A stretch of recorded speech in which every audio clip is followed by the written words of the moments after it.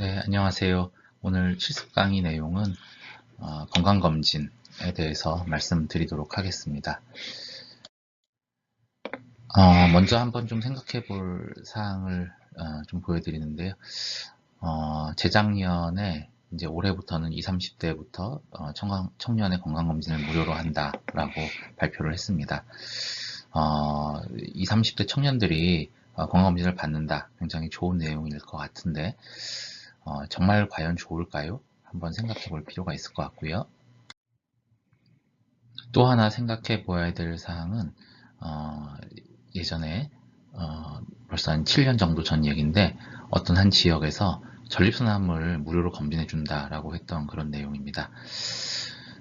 뭔가 이거는 이제 피검사 같은 걸로 검사를 해준다라는 내용이었는데 과연 이것은 좋은 결과를 가져올 것인가 그것도 한번 생각해 볼 필요가 있습니다.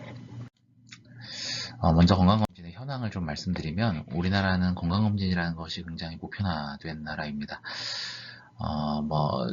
굉장히 이제 다양한 부처에서 검진을 하는데 예를 들면 보건복지부에서는 신생아, 영유아 검진부터 해서 또 일반 검진, 생리전환기 검진, 암 검진, 또 노인들에 대한 검진 이런 걸 하고 있고 교과부에서는 학생 건강검진, 또 고용노동부에서는 근로자 건강검진, 국방부에서는 군인들에 대한 검진 이런 것들을 각각 시행을 하고 있고 이런 정부 제도 이외에서도 각 개인들이 종합검진을 받는다든가 하는 그런 것들이 있습니다. 이런 것들은 전 세계적으로 보면 굉장히 이제 드문 사례에 해당을 하고 사실 전 세계적으로는 건강검진이라는 제도가 아예 없는 나라가 훨씬 많습니다. 요거는 아마 그 건강검진을 받게 되면 결과지로 이제 집에 날라오는 그런 것인데 보시면은 각 결과지도 있고 그리고 요 밑에 그림은 예를 들면 심근경색이나 뇌경색 이런 것들이 얼마나 발생하는지에 대한 위험도를 계산해서 보여주는 것이기도 합니다. 또 암검진 같은 경우에는 아마 이제 부모님 세대에서는 이런 걸 받게 되실 텐데 해당이 되는 그런 쿠폰 같은 것들이 집으로 와서 이런 쿠폰을 들고 가면 무료 또는 소득순에 따라서는 일부 본인 부담 하에서 검사를 해주고 있습니다.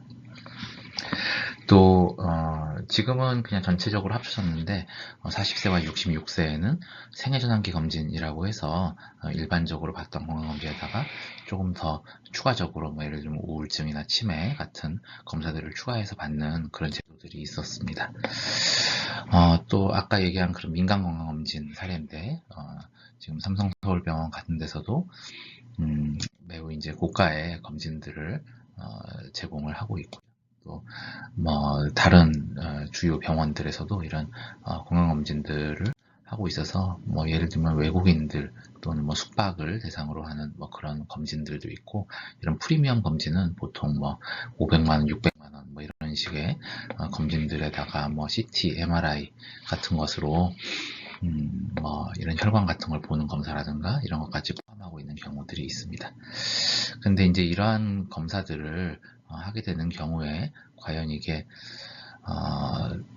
과연 문제가 없는가에 대한 그런 반성들이 있고 그래서 특히 이제 CT 같은 것들은 방사선 같은 게 있으니까 이런 과잉 진단이라든가 방사선 비폭, 조영제 부작용 이런 거를 미리 알려야 된다라고 하는 그런 반성들도 있고요.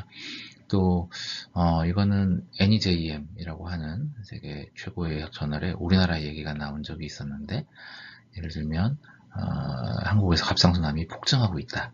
여기 주황색 선은 갑상선암의 발생률인데 지난 한 1, 20년 사이에 어마어마하게 늘었는데 아래 파란색 갑상선암에 의한 사망은 거의 그대로 있었다. 라고 하는 것이 이제 한번 나온 적이 있었고요. 이분은 그 에릭 토폴이라고 하는 굉장히 유명한 미국의 의사인데 거기 그분의 책에도 보면 이런 갑상선암에 대한 내용들이 적혀 있습니다. 그래서 이런 건강검진들은 굉장히 이제 좋은 의도를 가지고 하는 것 같지만 또 한편으로는 이런 건강검진에 대해서 너무 의존적으로 되고 또 이것들이 못지않은 어떤 잘못된 그런 결과들을 가져올 수 있다는 것에 대한 비판 같은 것들이 이전부터 있어 왔습니다. 그래서 오늘은 그 내용을 좀 보려고 하고요. 그래서 먼저 이제 조기 검진이란 건 무엇인지 이런 거에 대해서 말씀드려 보도록 하겠습니다. 조기 검진, 보통 이제 검진이라고도 하고 스크리닝이라고 하는 거는 증상이 없는 그런 사람들 중에서 질병의 그 유무를 조기에 밝혀내는 그런 것을 이제 이야기합니다. 그래서 이거는 뭔가 증상이 이미 있어서 온 사람들한테서 그 질병이 있는지를 밝히는 그런 진단과는 좀 다른 점이라고 할 수가 있고요. 그리고 우리가 완전히 질병을 없는 상태에서 예방하고자 하는 1차 예방과도 구분되는 것이라고 할 수 있습니다. 이런 건강검진을 어떤 경우에 해야 하는가에 대해서는 1968년도에 세계보건기구에서 이런 10가지 원칙을 세워놓은 것이 있었는데, 이거를 우리나라에서는 질병관리본부에서 조금 이제 변형을 해서 원칙을 제시하고 있습니다. 그래서 이 부분에 대해서 말씀을 드리면, 먼저 중요한 건강 문제여야 합니다. 예를 들면 별로 중요하지 않은 건강 문제 같은 것들은 검진을 할 필요가 없는 것이죠. 두 번째는 조기 발견해서 치료 가능한 질병이어야 됩니다. 예를 들면 발견은 했으나 그냥 이거는 죽을 병입니다. 이런 것이라면 굳이 이런 것들을 검진할 필요가 없겠죠. 그리고 이런 것들을 한번 검진을 하면은 그때로부터 끝이 아니기 때문에 적당한 어떤 방법과 주기를 가지고 반복적으로 검진을 하거나 뭐 그럴 필요가 있을 것이고요. 또 병이 발견되면 치료를 하거나 관리를 해줄 방법이 있어야 될 겁니다.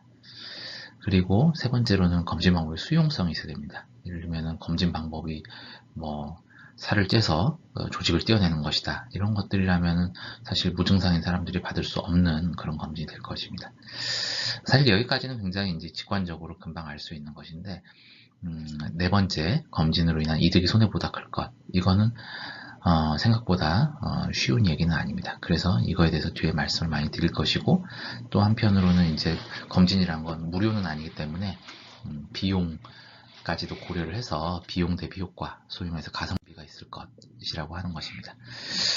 이런 원칙들은 어떻게 보면 우리가 의료윤리의 가장 기본적인 원칙인 악행 금지 원칙이라든가 선행의 원칙과도 연관된 부분이 있다라고 생각할 수가 있습니다. 아까 방금 얘기한 이득과 위해에 대해서 어떻게 평가할 것인가에 대해서 말씀을 드릴 텐데, 크게는 심혈관 질환 검진에 대해서 말씀드리고, 두 번째는 암에 대해서 말씀을 드리려고 합니다. 심혈관 질환은 아까 보여드린 그런 검진을 하고 있는데, 그런 유사한 사례가 영국에 있습니다. 영국에는 NHS라고 하는 헬스 시스템이 있죠. 거기에서 헬스 체크라고 하는 프로그램이 있는데, 여기 보시면은 당뇨, 심장병, 신장질환, 그리고 스트로크 앤 디멘시아를 예방하는 데 도움을 준다라고 하고 있고요. 그 내용을 살펴보면 주로는 콜레스테롤, 블러드 프레셔, 그 다음에 BMI, 그 다음에 당뇨에 대한 것들을 어세스를 합니다. 그래서 이것들을 이제 어세스를 주로 이제 뭐 어떤 신체 계측과 혈액 검사를 통해서 하고 나면, 그거에 따라서 문제가 있는 사람들은 잡아내서 아래 보면은 뭐 스타틴이나 안티하이퍼텐시브를 프리스크립션 한다라는 내용이 있고요. 그렇지 않은 사람들은 이제 운동이라든가 금연 이런 프로그램으로 예방을 해준다라고 하는 것입니다. 이런 심혈관 질환 같은 경우에는 일단 중요하고, 또 조기 발견 및 치료가 가능하고, 뭐 혈액 검사 같은 거니까 수용성이 있죠. 그러면은 이득과 손해, 비용 효과는 어떨 것인가를 따져보도록 하겠습니다. 이거는 NHS 헬스체크에 홈페이지에 나와 있는 건데, 이런 걸 하게 되면 1년에 1600명이 심장병이나 뇌졸중을 예방하고 650명의 조기 사망을 막을 수 있다. 그리고 4000명의 당뇨를 막을 수 있다. 이렇게 이야기를 하는데, 정작 영국의 가정의학회에 해당하는 로얄 컬리지 오브 제너럴 프랙티셔너에서는 이거는 돈 낭비다, 이렇게 이야기를 하고 있습니다. 참 보면은 의사들은 이런 건강 같은 거에 좀 좋아할 것 같은데 왜 그럴까? 그래서 여기에 대해서 이제 디베이트가 많이 있었고, 한동안 이제 영국의학저널에서 나왔었습니다. 여기 보시면 제너럴 헬스 체크가 과연 몰비디티와 모탈리티를 줄이는 데 도움이 되느냐라고, 이 리뷰에서는 1960년대부터 1990년대까지 시행되었던 RCT들을 포함해서 분석을 했었는데, 제일 마지막 덴마크에서 시행한 그 RCT의 디자인을 보자면 여기 59,616명, 그러니까 6만 명 정도를 11,000명 정도는 실험군에, 나머지는 대조군으로 넣고, 실험군에서는 조금 이제 고위험군이 아니냐에 따라서 뭐 검사를 좀 자주 하고 에듀케이션을 하고 카운슬링을 해준 사람들, 그리고 조금 덜 자주 해준 사람들이 있었고요. 이 사람들을 비교를 한 거죠.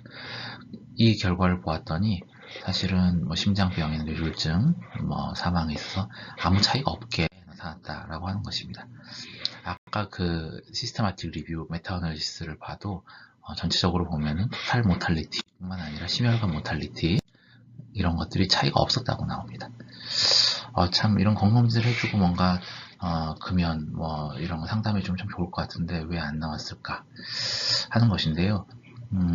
그 다음에 나온 이 캐나다의 연구를 보게 되면, 이거는 이제 캐나다에서 어떤 그 온타리오라고 하는 지역에서 커뮤니티들을 나눴습니다. 그래서 어떤 커뮤니티에서는 그 뭐 마트 같은 데 주변에다가 혈압계 같은 걸 설치를 하고 거기서 나온 사람들은 GP한테 보내줬고요. 다른 커뮤니티에서는 그냥 이런 것들을 안 하고 원래 있던 대로 했습니다. 그랬더니 이런 것들을 해서 혈압을 재서 GP한테 보내준 데서는 한 10% 정도 심장병 사망 같은 것들이 감소하더라라는 것을 보여주었는데, 우리나라에서는 사실 건강검진이라는 제도가 굉장히 빨리 도입이 되었었기 때문에 이런 연구를 할 수가 없습니다. 그래서 이전에 이제 받았던 사람들과 받지 않았던 사람들을 한번 이제 RCT는 아니지만 비교를 해봤더니, 건강검진을 받은 사람들에 있어서 고혈압이나 당뇨, 고지혈증 같은 것들이 더 많이 진단이 되고 외래 이용은 더 많이 되었는데, 반면 심혈관 질환에 대한 입원이라든가 사망 같은 건 감소를 한 거죠. 그래서 이게 물론 이제 검진을 받는 사람들이 좀 더 건강한 사람들이었거나 건강한 생활을 신청하려고 하는 사람들이었을 가능성이 있기는 한데, 하지만 한편으로는 이런 그 질환들을 빨리 찾아내서 치료한 것들이 이런 입원을 감소시키고 사망을 감소시키지 않았을까 하는 그런 생각을 하는 거죠. 그래서 초창기 연구들은 보통 생활습관 개선 위주로 했기 때문에 큰 도움이 안 되었던 것 같은데, 여기 이걸 보면 이 스타틴 처방이라든가 이런 것들은 2000년대 이후에 많이 되었습니다. 그래서 아까 그 생활습관 위주로 했던 연구 시절에는 그 효과가, 그러니까 매니지먼트한 효과가 크지 않았지만 요새는 질환을 아예 발견해서 치료를 해버리니까 그 효과가 큰 것 같다라고, 사실 뭐 저는 이제 개인적으로 그렇게 생각을 하고 있습니다. 그래서 지금 아까 NHS 같은 경우에도 이런 것들을 아예 그 검진을 해서 질환을 발견을 하게 되는 경우에는 1차 진료로 보내서 거기서 단순히 카운슬링 뿐만 아니라 약물 치료까지 적극적으로 하게 해주는 그런 상황입니다. 암 검진에 대해서 보게 되면 먼저 한번 질문을 한번 해보겠습니다. 여기 지금 3개의 문장이 있는데 이 중에서 암검진이 효과적이다 라고 하는 것을 의미하는 문장은 무엇일까요? 한번 생각을 해보면, 첫 번째, 검진을 받은 사람에게서 검진을 받지 않은 사람들에 비해서 더 암이 많이 발견되었다. 이건 과연 효과적이라는 뜻일까요? 두 번째, 검진을 통해 발견된 암은 증상으로 발견된 암에 비해서 5년 생존율이 높다. 그러면 이 검진이 효과적일까요? 세 번째, 무작위 배정시험에서 검진군이 비검진군에 비해서 사망이 낮다. 이런 경우라면 검진이 효과적이라는 뜻일까요? 한번 생각을 해봐야 되겠는데요. 우리나라에서 가장 최근에 도입된 암검진은 폐암검진입니다. 이건 이제 보건복지부에서 하는 보도자료인데, 폐암검진 시범사업으로 폐암 환자가 8명을 조기 발견해서 수술을 했다. 그럼 과연 이거는 효과적이라는 뜻일까요? 왠지 뭔가 좀 8명 이러니까 아닌 것 같죠? 그 다음에 나온 내용은 29명을 발견을 했는데 이 사람들이 절반 이상이 1기, 2기더라. 이거는 이전에 조기 발견했던 그 검진자 비율이 21%였는데 지금 56%니까 굉장히 높아진 것이다. 그럼 이거는 조기 발견 효과가 검증된 것으로 해석된다. 맞는 말일까요? 요거는 이제 세브란스 병원에서 한 보도 자료인데 5년 생존율이 1990년대에 했던 사람보다 지금은 76%다. 그러니까 굉장히 높아졌더라. 이거는 과연 조기 검진의 효과를 의미하는 걸까요? 일단 이것은 결론부터 얘기하면 아니다 라고 할 수 있는데요. 아까 처음에 보여드렸던 세 가지 문장은 미국의 1차 의료 대상 연구에 있었던 그 문장입니다. 그리고 미국에 있는 의사들 중에서 절반 가까운 사람들이 이거에 대해서 오답을 이야기를 했었다라고 하는 것인데요. 사실 암검진이 효과적인지 아닌지를 판단하는 것은 쉬운 얘기가 아닙니다. 근데 그거에 대해서 이해하는 열쇠는 암이라는 것이 굉장히 다양한 것으로 이루어진 병이라는 것을 알아야 한다는 데 있습니다. 어떤 암은 뭐 같은 종류의 암, 예를 들면 폐암이라고 하더라도 굉장히 빨리 자랄 수가 있고, 어떤 암은 좀 천천히 자랄 수도 있고, 어떤 암은 굉장히 천천히 자라거나 심지어 자라지 않을 수도 있죠. 굉장히 천천히 자라거나 자라지 않는 암의 경우에는 사실 생명을 위협하지 않는 경우들이 있습니다. 대표적으로 폐암이 아마 그 그라운드 글라스 오페스티 뭐 이런 것들에 대해서 영상의학 같은 데서 들어보신 적이 있을 거예요. 이렇게 천천히 자라는 종류의 그런 폐암 같은 것들이 흡연을 하지 않는 여성에게서 꽤 많이 발견이 되고 수술을 하고 이런 경우도 있는데, 이런 분들의 경우에는 5년 생존율이 97% 정도 된다라고 합니다. 그래서 굉장히 높죠. 사실 97%의 5년 생존율이라는 건 거의 이걸로 인해 사망한 사람은 없더라. 수술을 하더라도 이걸로 인해서 문제가 되는 경우는 없더라 라고 하는 것입니다. 그래서 이게 진짜 병이냐 아니면은 병리학적으로는 암이지만 사실 이건 뭐 거의 가짜 병 아니냐 뭐 이런 이제 논란들이 있었습니다. 예를 들어서 여기가 100만 명이 사는 동네라고 칩시다. 그 중에서 1000명이 실제로 어떤 증상이나 이런 걸 가지고 올 수 있는 폐암이 있다라고 쳤을 때 그 사람들 중에서 90%가 만약 10년 이내에 사망을 하고 100명이 산다라고 하면은 이 폐암의 이 동네에서의 10년 서바이벌은 10%가 될 것입니다. 그런데 만일 이 100만 명의 동네에서 막 조기 검진을 했더니 실제로는 4,000명 정도는 뭐 증상이 없어서 나오지 않을 만한 사람들을 검사를 해서 발견을 했다라고 하면 총 5,000명이 할 거고, 이 4,000명 그냥 살아있을 거고 900명은 죽을 거겠죠. 그러면은 10년 서바이벌은 82%가 돼버립니다. 그래서 10% 82%니까 어마어마하게 늘어난 것 같죠. 하지만 이 파퓰레이션 자체에서의 모탈리티라고 하는 거는 이 100만 명 중에서 900명이기 때문에 1000명 중에서 0.9로 동일합니다. 그래서 이게 뭐 5년 생존율이 늘었다, 10년 생존율이 늘었다는 거는 검진의 효과를 전혀 얘기해주지 않는다는 것이고, 이 파퓰레이션에서 이 폐암 자체가 줄었다든가 뭐 이렇게 돼야만 이거를 검진 효과가 있다라고 평가할 수 있다라고 하는 겁니다. 그래서 이게 아까 두 번째 같은 경우에는 검진이 효과적이지 않다라고 이야기를 하는 것이죠. 암검진의 효과 평가를 어렵게 만드는 그런 바이어스들에 대해서 설명을 한번 해보도록 하겠습니다. 이 경우에는 환자가 암이 생겼어요. 이 시점에서. 그런데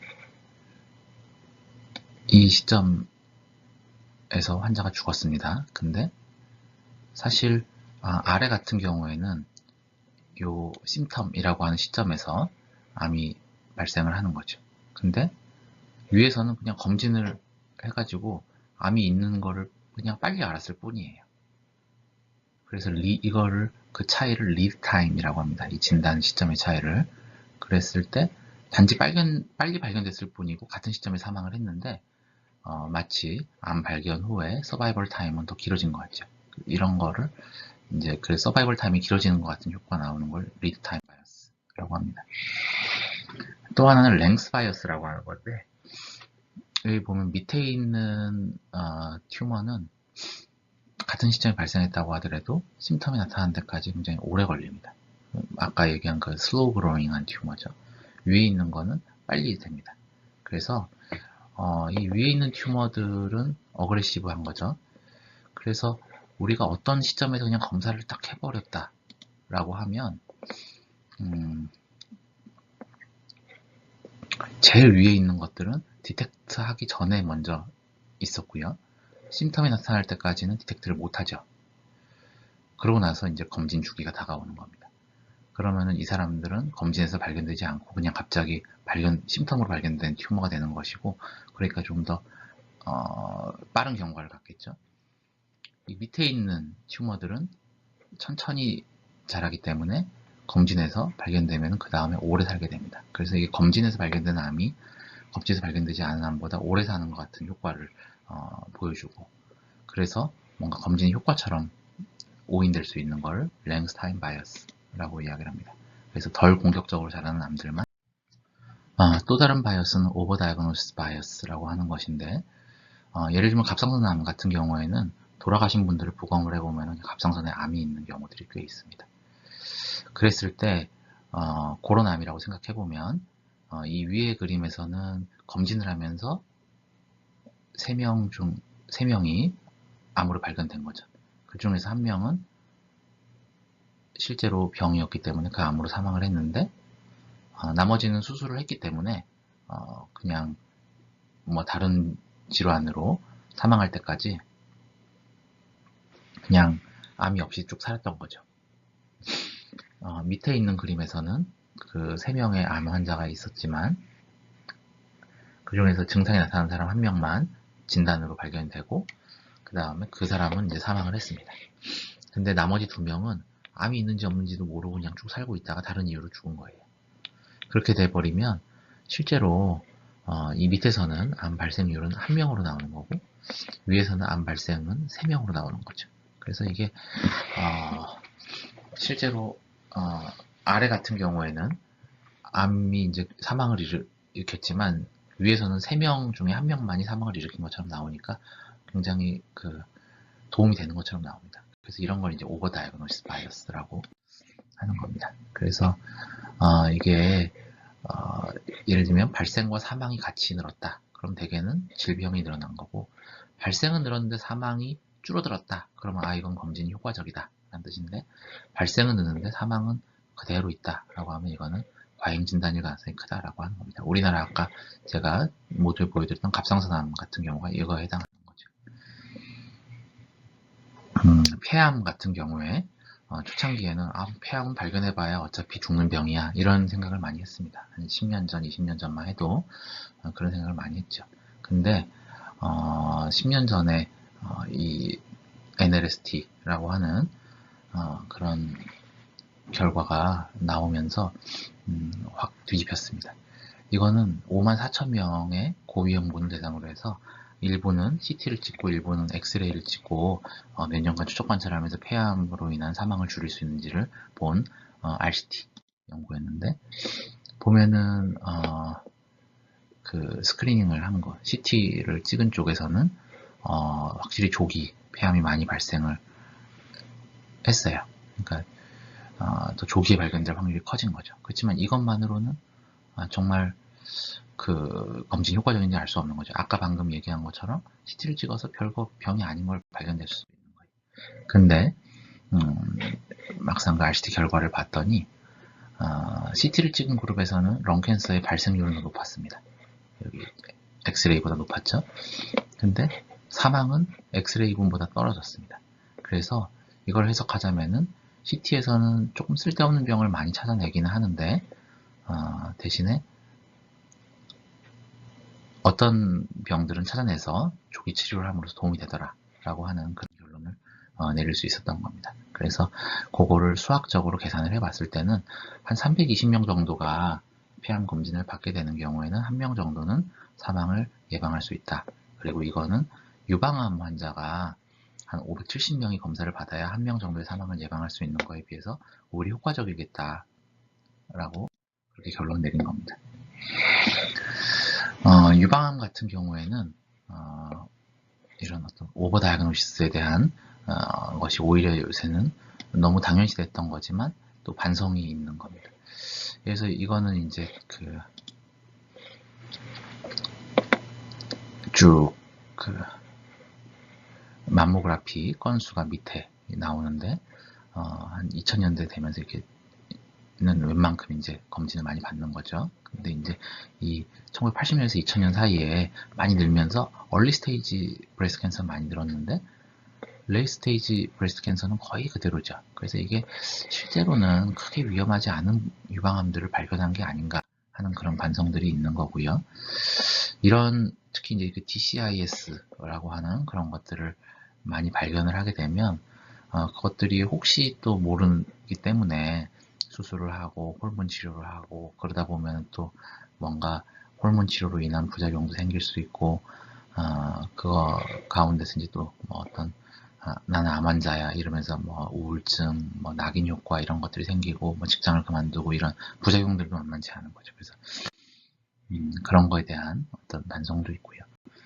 실제로 이런 좀 과진단의 우려가 있는 암들을 이건 호주에서 정리한 건데 예를 들면 전립선암, 유방암, 갑상선암, 멜라노마 이런 것들은 사실 사망은 거의 비슷한데 발생률만 많이 늘어서 아까 그런 과진단이 아닐까라고 하고 있는 겁니다. 우리나라의 갑상선암은 굉장히 과진단이 많이 의심되는 것이고 뭐 미국이라든가 이런 나라들에서도 일부는 과진단인 것 같다라고 생각을 합니다. 이런 게 과진단이 되면 무슨 문제가 있냐면 여기 뭐 예를 들면 갑상선암 같은 경우에는 특히 초창기에는 수술하고 나서는 TSH 서프레션을 많이 했는데 그걸로 인해서 뼈가 약해지고 골절이 증가하고 이런 문제들이 있었습니다. 또 이게 갑상선 TSH 오버 서프레션을 해버리면 심방세동이 발생하고 뇌졸중이 생기고 이런 문제들도 생겼었다라고 되어 있습니다.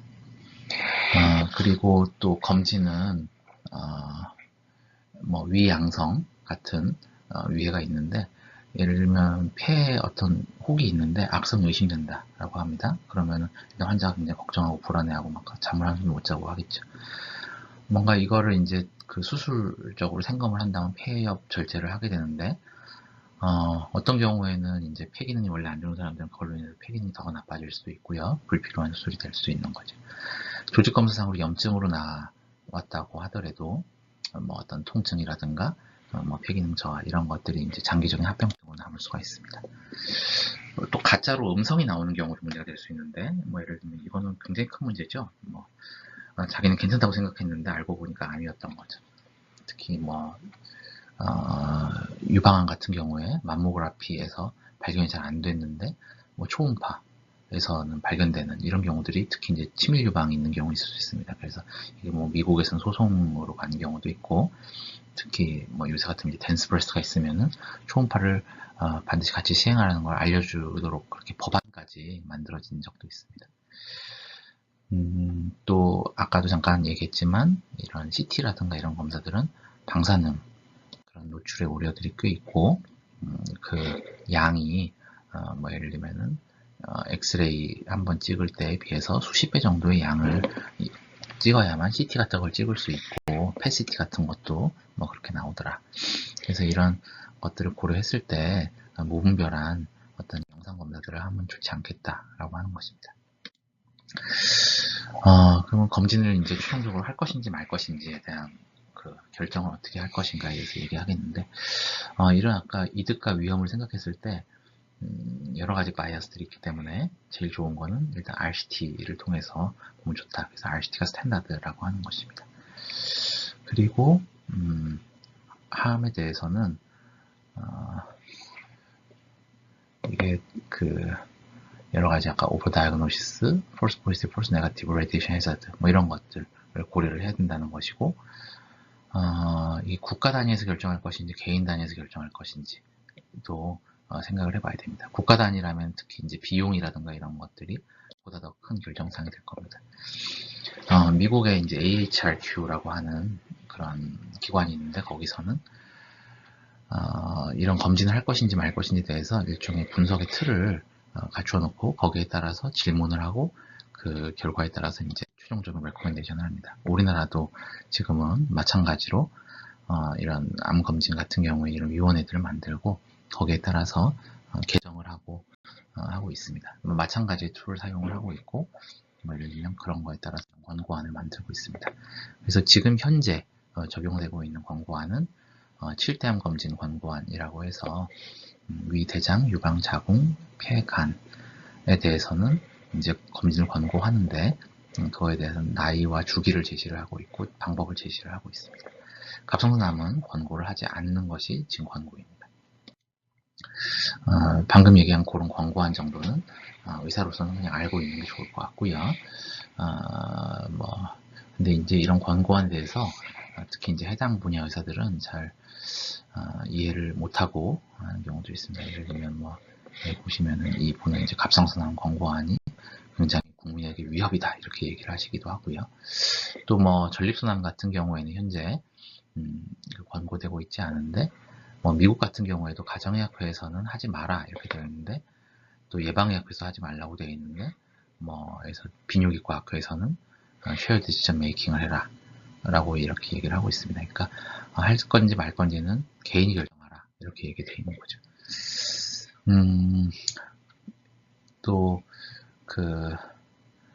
이런 어떤 근거 평가를 할 때 또 근거를 어떤 걸 사용할 것인지도 굉장히 이제 중요한 부분인데 예를 들면 유방암 검진 같은 경우에 이런 RCT들을 했는데 굉장히 잘 연구 방법이 좋은 RCT들만 하게 되면은 한 10% 정도 그것도 유의하지 않은 효과만 보였는데 그냥 이런저런 조금 방법이 좀 좋지 않은 RCT까지 하면 한 25% 감소시키는 것처럼 나오고 이렇게 해서 이게 에비던스 간에도 상충을 할 수가 있습니다. 그래도 이런 좀 불분명한 상황에서도 어떻게 할 건지 말 건지는 결정을 해야 되겠죠. 그래서 이거를 각 사람들이 결정을 하기 위해서 요새는 이제 각 개인별로 결정을 하도록 하고 있습니다. 왜냐면 사람마다 생각이 많이 다르니까요. 이런 거는 이제 픽토그램이라고 하는데, 이거는 이제 1000명이라고 하는 사람이 있을 때, 그 중에서 이제 대충 질병 분포라든가 이런 것들이 어느 정도인지를 대략적으로 이제 눈으로 보여주는 그런 것입니다. 그래서 1000명을 검진을 했을 때, 안 했을 때를 비교를 해보면은, 예를 들면 검진을 하지 않으면은, 5명이 유방암으로 죽는데, 하게 되면 4명이 유방암으로 죽는다. 그러니까 1명을 살릴 수 있다는 거죠. 그런데, 함은 어떻게 되느냐. 그래서, 가짜 양성으로 조직 검사를 하거나 이런 사람이 1000명 중에 한 100명 정도가 되더라. 그리고 그 중에서 사실은 꼭 필요하지 않은 유방절제를 받는 사람이 5명 된다. 그러면은 1명을 살리기 위해서 100명이 조직검사를 받고 5명이 유방절제를 받는다. 그러면은 당신은 하겠느냐 안 하겠느냐 이런 걸 이제 정량적으로 비교를 해보도록 하는 거죠.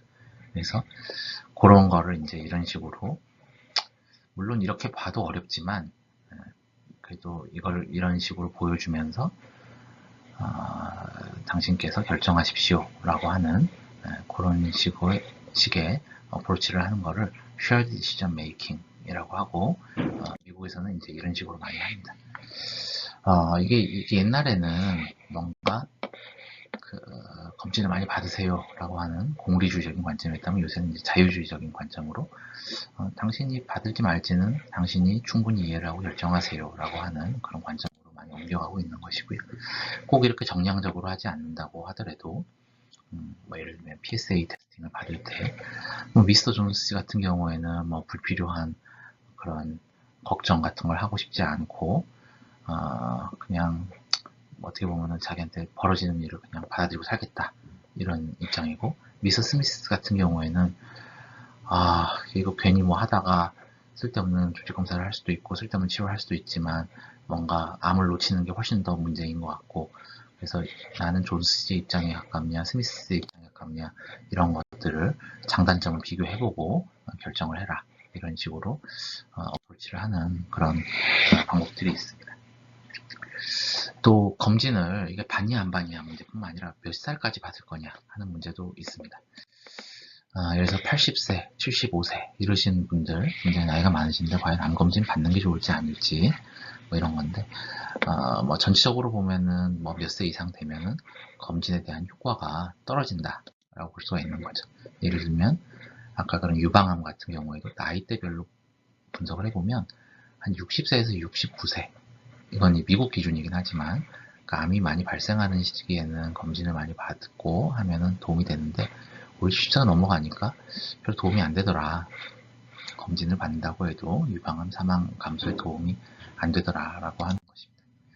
그래서 이런 것들을 요새는 이제 뭐 비용까지 고려해가지고 분석을 해서 이제 권고안을 아까처럼 상한선을 옛날에 상한선이 없었거든요. 근데 요새는 이제 상한선을 제시를 해서 하고 있습니다. 또 각 개개인 입장에서도 뭐 예를 들어 대장 내시경 이런 거는 이제 장을 비우고 하는 과정이 굉장히 힘들고 사실 위험할 수도 있는데 예를 들면 대장암으로 사망할 확률이란 건 1000명이 있을 때 80세 1000명 중에서 10명인데 예를 들면 심장병이나 뇌졸중은 훨씬 많다.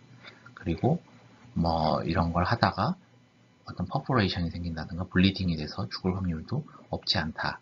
그래도 검사를 하시겠습니까? 이렇게 해가지고 이제 어떤 베네핏과 리스크를 고려했을 때 80세지만 나 아주 건강해 그러면은 할 수 있고 나는 지금 뭐 예를 들면 스트로크라든가 뭐 이런 것들 예전에 앓은 적이 있고 괜히 이게 뭐 어떤 뭐 아스피린 이런 거 먹는 상태에서 잘못다가 블리딩만 생기고 약을 끊었다가 오히려 또 뭐 스트로크 생기고 그럴 수 있겠다 그럼 하지 말자 뭐 이런 결정을 할 수 있게 해주는 거 이런 거 이제 인포홈 디시전 메이킹이라고 합니다.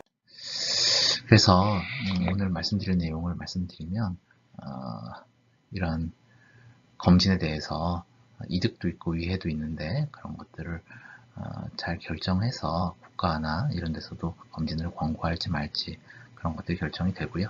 또 각 개인에게서도 이런 것들을 같이 고려해서 해야 되겠다라고 합니다. 네, 대략 오늘 건강검진에 대해서 말씀드렸습니다. 감사합니다.